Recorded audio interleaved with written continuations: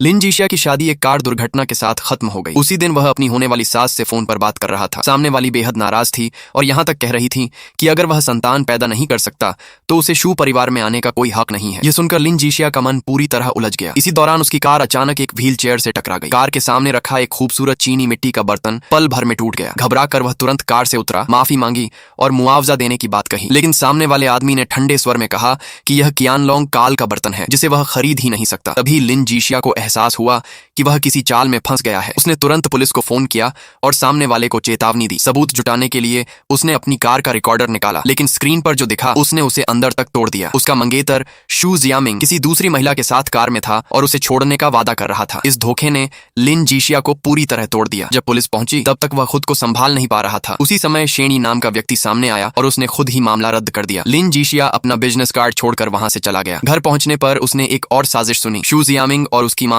उसकी सारी संपत्ति हड़पने की योजना बना रहे थे, जिसमें उसके कार्ड के 20 लाख रुपए, उसकी बचत और 5 लाख का प्रोजेक्ट शामिल था। योजना साफ थी कि पैसा मिलते ही उसे छोड़ दिया जाएगा। यह सब सुनकर लिन जीशिया पूरी तरह जाग गया और उसने पलटवार करने का फैसला किया। सबसे पहले उसने अपने कार्ड से गायब 15 लाख रुपए के बारे में पूछा। शू जियामिंग ने झूठ बोलते हुए कहा कि उसने यह पैसे अपने सहकर्मी को उधार दिए हैं। यह सुनकर लिन जीशिया के दिल में ठंडक भर गई। उसने एक चाल चली और निवेश का लालच दिया। उसने बताया कि उसका एक दोस्त 1 महीने में निवेश से 10 लाख कमा चुका है। यह सुनते ही शू जियामिंग और उसकी मां लालच में आ गए और तुरंत उस निवेश मैनेजर से मिलने को तैयार हो गए। अगले दिन लिन जीशिया की मुलाकात शेन यी से हुई। उसे पता चला कि वह एक छिपा हुआ अमीर आदमी है जिसके पास लग्जरी कारें हैं और उसकी टांगें भी बिल्कुल ठीक हैं। शेन यी उसे अपने चाचा के पास ले गया जो मंदिर की मरम्मत करते थे। चाचा ने पुष्टि की कि वह बर्तन वास्तव में कियानलोंग काल का असली है। जब यह पता चला कि उसे ठीक करने में 3 महीने लगेंगे तो शेन यी ने कहा कि वह इंतजार नहीं कर सकता, क्योंकि 3 महीने बाद यही बर्तन उसकी राख रखने के काम आएगा। वह एक लाइलाज बीमारी से पीड़ित था और उसके पास ज्यादा